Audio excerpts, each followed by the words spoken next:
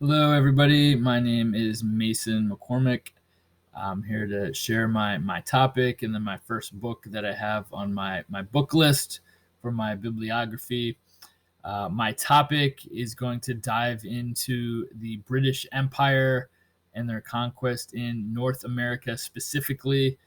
It's going to not only look at the inception of them landing and trying to, again, take over initially, but it's also going to go into phase two, which is going to be the revolution. However, it's not going to be the revolution in which an American kind of thinks about it. It's going to be more from the British takeover perspective and the warfare used, and then how it's ramped up.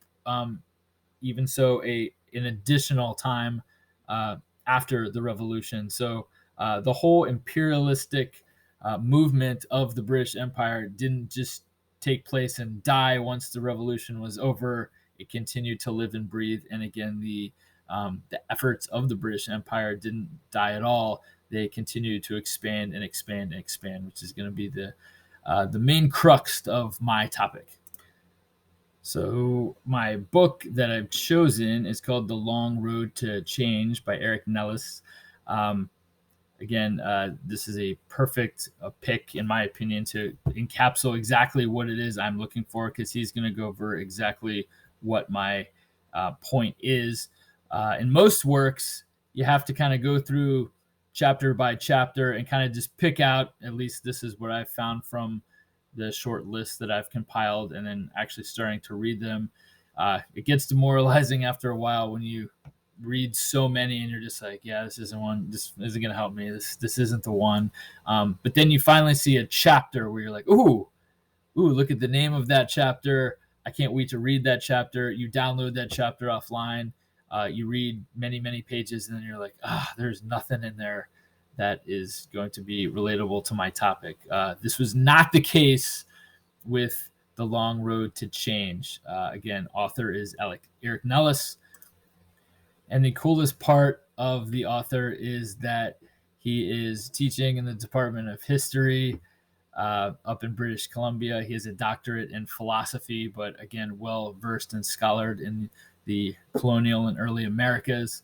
But again, look, it didn't take much for me to find his contact information. So that dream of sending an email with a question that I'm probably going to have and him actually responding and me being able to put that quote in my paper would be dream come true. I could check one off the bucket list with that. So it could happen. There he is again, teaching University of British Columbia up north there.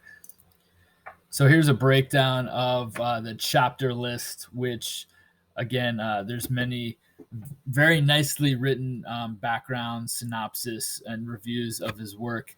But there it is, chapter by chapter. And like I said previously, normally you're kind of looking for your topic's content, and you kind of hone in. Whereas this one was just a treasure trove for me. Not only was it a good way to find kind of uh, not terminology, but a way to actually phrase it, to actually get it off to a good hook. I found in the colonial background to the American Revolution, as by Eric Nellis. The way he talks about it and the words that he uses, it's very easy for the crossover, I'd call it, of believing certain topics that you've been predisposed to, and then the way he writes, he kind of just very quickly like changes your thinking and scope and kind of perspective on it by not disagreeing with you, but by adding to your web that you've already woven your head. The main topic that he's trying to uh, kind of illuminate to everyone is that the revolution was not just the ending of the imperialization of the British Empire over into America or the Americas.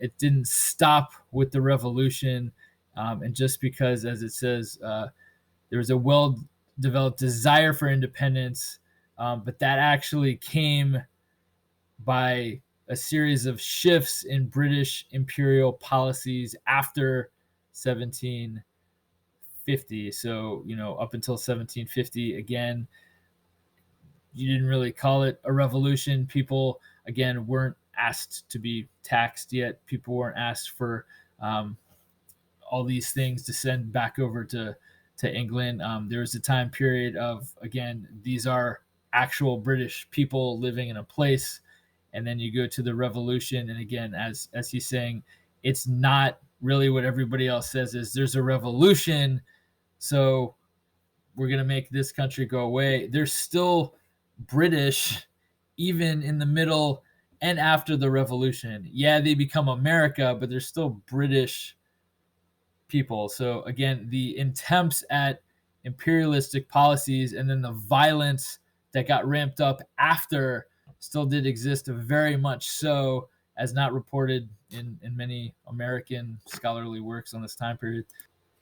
I spoke prior about him being able to talk so nicely and starting the points he's trying to make, which is my biggest probably vice or hurdle I got to get over as a writer, trying to get the hook and then transition, start off the way I want it. But he does a really nice job in, like I said, just defining what everybody else sees as revolution, and in the English language, as it says. Again, it's pretty much coined as our American Revolution was a removal of government. Usually there's some form of government, but in this case, again, Parliament is way over there. They're trying to, again, invoke their government. The people aren't recognizing it as their government. And when we eventually revolt and have a revolution and go to war, we see that as, again, the replacing of a government.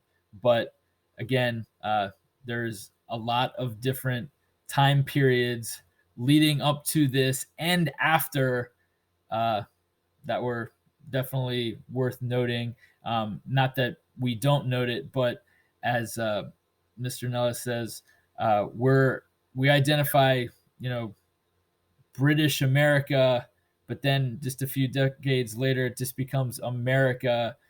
But that doesn't mean that the British still didn't think that they could run things and that their attempts were going to stop. Again, I would argue that they ramped up even more after this was over. So it's kind of an interesting stance on this, which I haven't really read much about before. I really enjoy early America, even the colonial period, but again, rarely do you get kind of perspectives from this angle. One more major tidbit or big aha moment that I had with this particular book was reading through it. It had a whole section on the white dominion zones, which were, to be honest, again, everything in this book you kind of know a little bit about, but when he takes it further, you're like, oh, I never knew that. You say that a lot during this. Oh, I never knew that. But he pinpoints how the democracy in America is kind of how the world looks at, the textbook way to overthrow a government and then declare independence. And a lot of people took to the way America did it and tried to do it for themselves. But we look at this as like one of the only times where, again, people are like, we're fighting for democracy from the world's largest empire. Little David beats Goliath, and then suddenly democracy is born. And that is kind of how other countries after the revolution saw it. And there were many, many that, again, tried to strike with the same heat. However, it's pointed out that the British Empire once controlled, again, Canada, Australia, and New Zealand, all the white dominions, but all of these actually became democratic also after. So it wasn't because of a revolution. They all ended up democratic too.